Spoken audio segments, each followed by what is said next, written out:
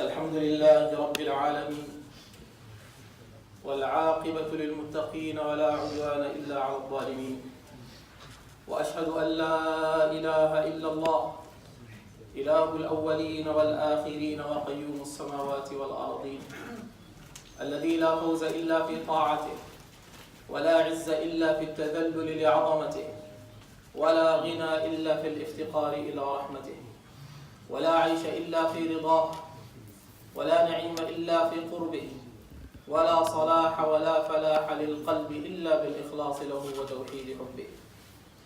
أما بعد، يا أيها الذين آمنوا اتقوا الله حق تقاته ولا تموتن إلا وأنتم مسلمون. اللهم صل على محمد وعلى آل محمد كما صليت على آل إبراهيم وبارك على محمد وعلى آل محمد كما باركت على آل إبراهيم في العالمين إنك حميد مجيد. ثم أما بعد. Every Muslim's heart is attached to the Jannah, to the paradise. That promise Allah subhanahu wa ta'ala has given to those who meet the criteria to enter Jannah. And I'm not coming to speak about Jannah. It's enough to say that Nabi Sallallahu Alaihi Wasallam said it has no one have ever seen and no one has ever heard about, and what has never came through a human being mind before. So whatever hadith that you hear about Jannah is actually some sort of a trial to make it simple for us to understand how grateful this place is. Otherwise, it's nothing that has ever anyone have seen before or heard about before. And my talk about today is the road and the pathway to reach that destination. And we don't have the choice, brothers. At the end of the journey, it's either you land in the paradise, Jannah, or otherwise you will be in the hellfire. So you don't have an option. And you have to take this matter very serious. If you have an examination, you will do your best to pass that examination. And you have a real exam here. And you have to land in the right place. Pray in the 5 prayers in the mosque, or even pray in the middle of the night. It's just the start of the journey. It's just the first step in the route. And we have to know this very clearly. Because some people might do all these good deeds, but on the other hand, they have many sins that will wipe off all these good deeds. We all remember that Nabi Sallallahu Alaihi Wasallam has said, أَتَدْرُونَ مَنِ الْفَقِيرُ يَوْمَ الْقِيَامَةِ. Do you know who's that poor in the day of judgment? He's the one that comes with all these good deeds, like to hammer mountains. But he came on the last day and he was swearing at this person and he was oppressing another person and doing such and such. And then Allah subhanahu wa ta'ala will ask all these people to take from his good deeds. And if his good deeds is finished before he do what he has to do, then they will take from their bad sins and then they will put it on him, and then he will be pushed into the hellfire. The Nabi Sallallahu Alaihi Wasallam has also told us, when Aisha mentioned a lady for him who pray in the middle of the night, imra'atun taqumul layl. Wa fi riwaya, on the other narration, that she fasts in the middle of the day as well. And few people would do that. Few people would fast every day, or at least most of the days, and keep fasting. And those who pray in the middle of the night, they are just few. But on the other hand, she mentioned to him that she insulted and she hurt her neighbors with her tongue. And then Nabi Sallallahu Alaihi Wasallam, he said, she is in the hellfire. So despite all these good deeds, my talk today, brothers, are the advice that Nabi sallallahu alayhi wasallam has given us. And the title of this khutbah is Road to Jannah. The road to Jannah, to paradise. And Nabi sallallahu alayhi wasallam has narrated, Sahl ibn Sa'd has narrated that the Prophet sallallahu alayhi wasallam has said, whosoever gives me a guarantee to safeguard what is between his jaws and what is between his legs, I will guarantee him Jannah. This hadith is the conclusion for the road and the pathway to Jannah. If you safeguard, if you guarantee to safeguard your tongue and your sexual desires, then Nabi sallallahu alayhi wasallam have given you the guarantee to enter Jannah.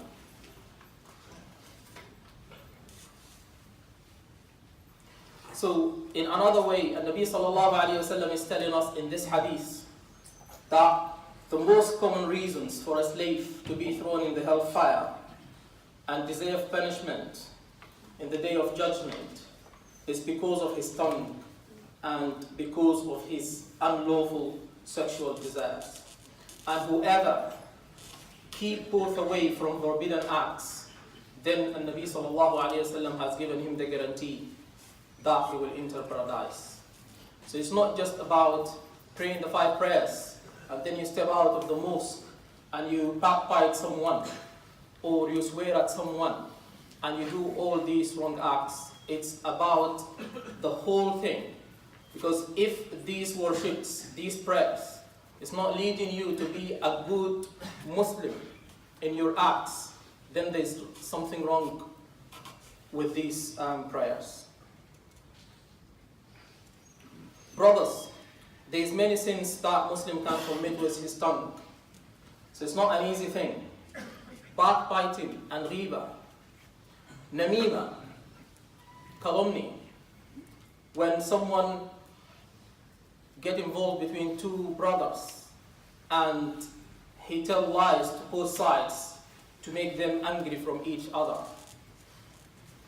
It's the false witnesses, shahadat az-zur, when someone can even go probably back home, it's very common, can go to the court of law and he might even swear by Allah subhanahu wa ta'ala that he has witnessed such and such, and that's not true.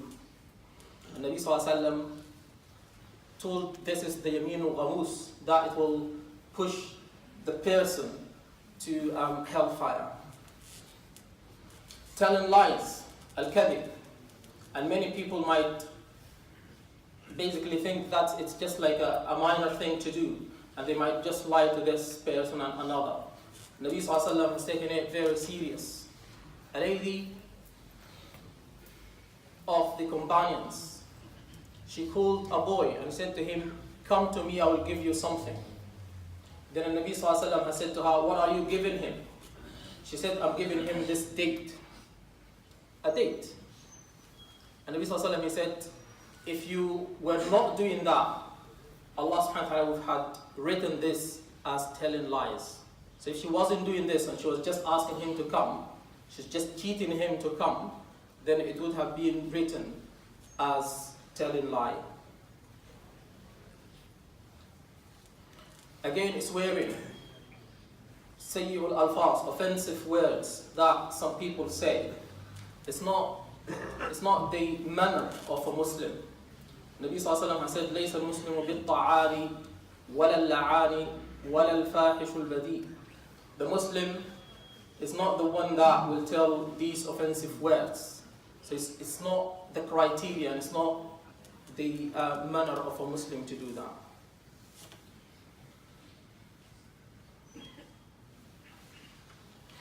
So because of all this, Nabi sallallahu alayhi wa sallam has advised all the believers to say good or adhere to silence.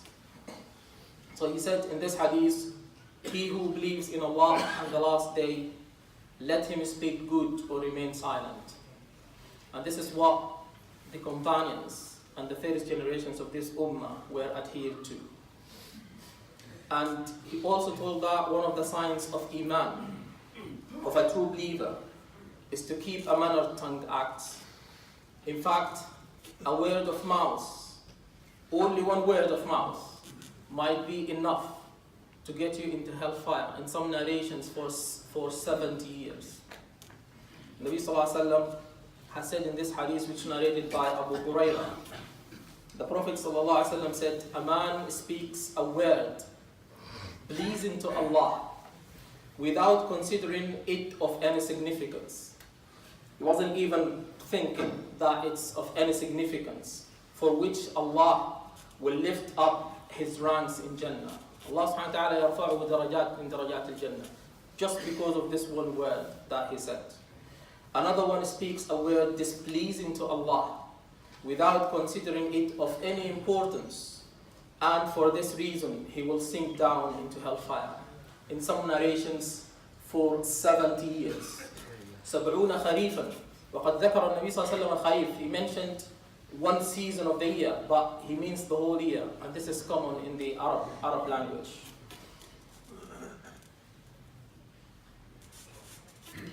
Again, those who safeguard their tongues are the best Muslims, as the Nabi Sallallahu Alaihi Wasallam has told us in one of the hadiths. So he was asked Sallallahu Alaihi Wasallam, who is the best among Muslims? Who is the best Muslim? And Nabi Sallallahu Alaihi Wasallam has said, the one who other Muslims are secure and safe from his tongue and hands wrong acts. So the one people will be saved from his tongue is among the best of the Muslims, as the Nabi Sallallahu Alaihi Wasallam has just said in this hadith.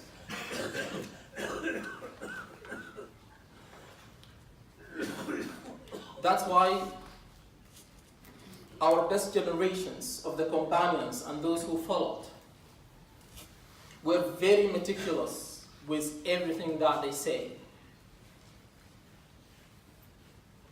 And they involved themselves in a very long silence, and they only speak with dhikr, qira'at al-Quran and such things.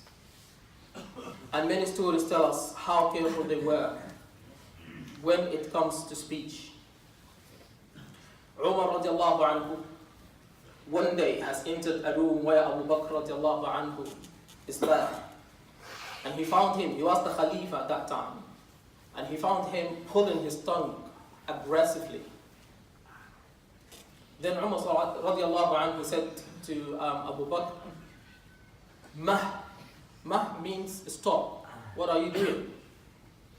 And then Abu Bakr radiallahu anhu has said, this has indulged me into troubles. He's referring to his own tongue. Radiallahu anhu wa arda. If Abu Bakr radiallahu anhu think that his tongue is putting him into trouble, I think we're all in trouble. He also radiallahu anhu used to put a stone under his mouth, under his tongue.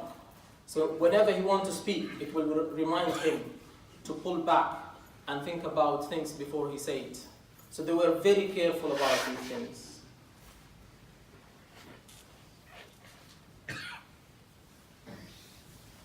So the companions and the tabi'in used to count what they say in the whole day. So they were very careful. The one of them would say, if you want me to count the words that I have said from the morning till the evening, I can tell you what words I have said. So they were very careful, because they know each word come out of this mouth, it's written, and it's in your own paper that you would read in front of Allah in the Day of Judgment. So they were very careful about this.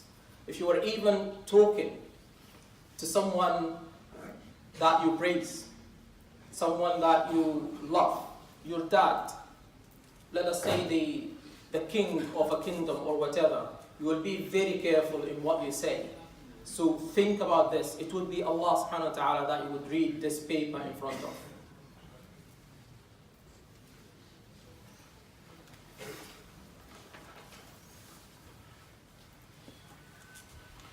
Rabi' ibn Khuthayn, and he's one of those tabi'een, he used to write down what he said for the whole week.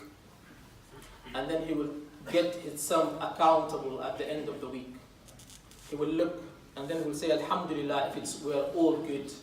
and then otherwise he will do istighfar to Allah subhanahu wa ta'ala. And one of the things that whenever I think about, I'll just see the huge difference between us and those generations. It's this story of Muhammad ibn Sirin. And he's one of the biggest scholars of the Tabi'in. So he was tested with poverty later in his life. He loaned some money for trade. It was like 40,000. And after he made a trade deal, he came to know about some doubts in that trade. And because of their taqwa, he didn't believe that this money is lawful anymore. So he spent all this money away in charity for poor people. So he was in debt of 40,000 just because of this. And he had no money because of that. And forget about this story, the point is coming. He was saying,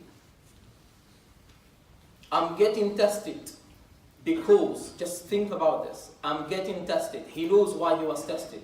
I'm getting tested because I said to a man 30 years ago, you are needy or you are poor. He remembered what he said 30 years ago because they count. And whenever they say something that they think is not appropriate, it will stick to their heads.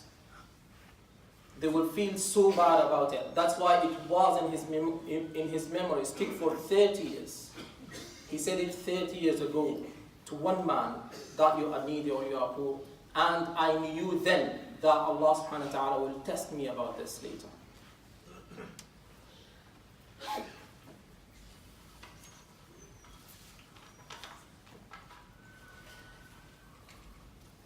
أقول قولي هذا وأستغفر الله لي ولكم فاستغفروه إنه هو الغفور الرحيم.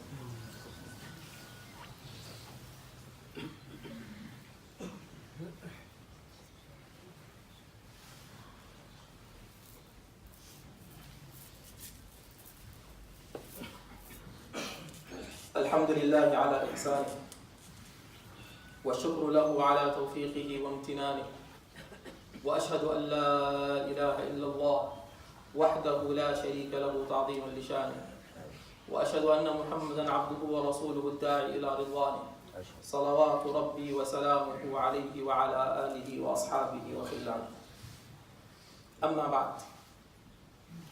The second advice that the Prophet ﷺ has given us in this hadith, which conclude the way and the pathway to Jannah, he gave the advice of safeguarding what is between our legs. And that's very important, brothers. Because many people nowadays, they fall into traps. And it's very easy in such country. You go outside the mosque and you see whatever. So be very careful about what you see. Be very careful, because the first step that the shaitan will come to you, will ask you and command you to look, and then he will ask you for the next step, and then he will ask you for another step, until you commit what is the kabira and the major sin, which is adultery. He wouldn't come right away and say, go and do that. And that's why Allah subhanahu wa ta'ala in the Quran, in many ayahs, in many verses, will tell you, لا تتبعوا خطوات الشيطان. Don't follow the steps of the shaitan. Shaitan will take you step by step. So you are completely anesthetized. You are completely away. You are not feeling what's happening until you end up in these darkness places. So Nabi sallallahu alayhi wa sallam commanded us to keep what is between our legs. And just remember that Allah subhanahu wa ta'ala has said in relation to this, وَلَا تَقْرَبُوا الزِّنَا. Don't come close. He didn't say don't commit adultery. Allah subhanahu wa ta'ala has said, وَلَا تَقْرَبُوا الزِّنَا. Don't come close to zina. Don't come close to adultery. And that means, subhanAllah, it's very meticulous and perfect words. So that means everything will bring you close to zina, to adultery, is haram. Because Allah subhanahu wa ta'ala has said, وَلَا تَقْرَبُوا الزِّنَا. So whatever puts you a step closer, whether it's a dirty look, whether it's watching dirty movies, or talking in a dirty way, or meeting a girl away from others, or anything like that, that's haram. It's not just saying, I do this, but I don't commit adultery. No, it's haram in itself. And the next step will be committing adultery. So you have to be very careful about this. And then Allah subhanahu wa ta'ala said, إِنَّهُ كَانَ فَاحِشَةً وَسَاءَ سَبِيلًا. Very miserable. It's very shameful. And that pathway is the worst pathway ever. And I'm telling you why. Because those who go into this pathway, they will find it very difficult to come back. Even if they got married later, they will still have this weakness in their heart.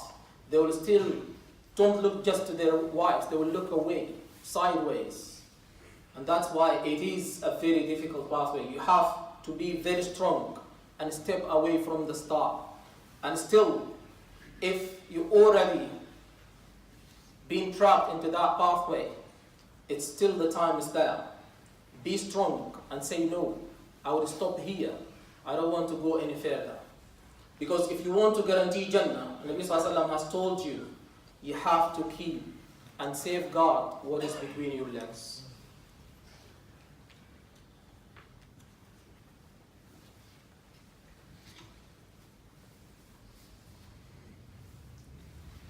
So may Allah subhanahu wa ta'ala guide us to what He likes and save us from evil acts and grant us Jannah. اللهم يا أرحم الراحمين اقسم لنا من خشيتك ما تحول به بيننا وبين معاصيك ومن طاعتك ما تبلغنا به جنتك ومن اليقين ما تحول به علينا مصائب الدنيا ومتعنا اللهم بأسماعنا وأبصارنا وقوتنا ما أحييتنا واجعلها الوارث منا واجعل ثأرنا على من ظلمنا وانصرنا على من عادانا ولا تجعل مصيبتنا في ديننا ولا تجعل الدنيا أكبر همنا ولا مبلغ علمنا ولا إلى النار مصيرنا واجعل الجنة هي دارنا وقرارنا برحمتك يا أرحم الراحمين. اللهم اجعلنا يوم الفزع الأكبر من الآمنين وعند الموقف من المظللين وعند الصراط من المجتازين المسرعين وإلى الجنة من أول الداخلين وفيها في أعلى عليين برحمتك يا أرحم الراحمين برفقة الأنبياء والصالحين. اللهم يا أرحم الراحمين احفظنا. اللهم احفظ شباب المسلمين في مشارق الأرض ومغاربها أجمعين. اللهم احفظهم في مشارق الأرض ومغاربها أجمعين. اللهم وحصن فروجهم يا أرحم الراحمين. اللهم رد الأمة إلى دينك ردا جميلا. اللهم رد الأمة إلى دينك ردا جميلا.